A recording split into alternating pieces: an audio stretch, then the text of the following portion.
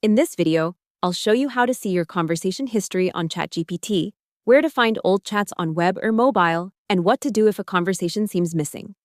If you're using ChatGPT on the web, your conversation history usually appears in the left sidebar. OpenAI's Help Center says that once you're signed in, your chats appear in the sidebar, and you can reopen previous conversations from there. If the sidebar is collapsed, just expand it, and your recent chats should appear, usually with the newest ones near the top. If you're on the mobile app, the process is also simple. OpenAI's Help Center says on both iOS and Android, you can open the side menu and view your past conversations there. The history list starts with your most recent chats, and you can tap any conversation to reopen it and continue where you left off. If you have a lot of chats and don't want to scroll forever, use the search feature.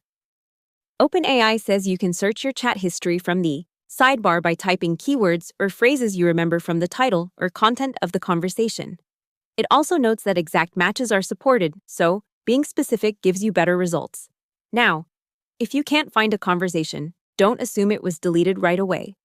OpenAI says missing chats are often caused by being signed into the wrong account or workspace, or because the chat was archived instead of deleted.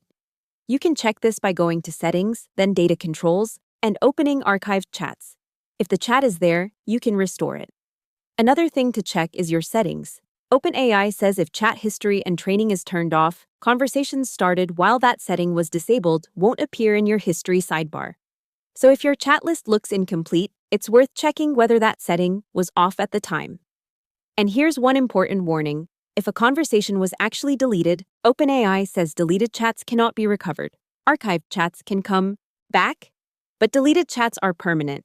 So the easiest way to see your conversation history on ChatGPT is to open the sidebar on web or mobile, use search if needed, and check archived chats if something seems missing. Hope the tutorial was helpful. Subscribe to my channel and see you in the next video.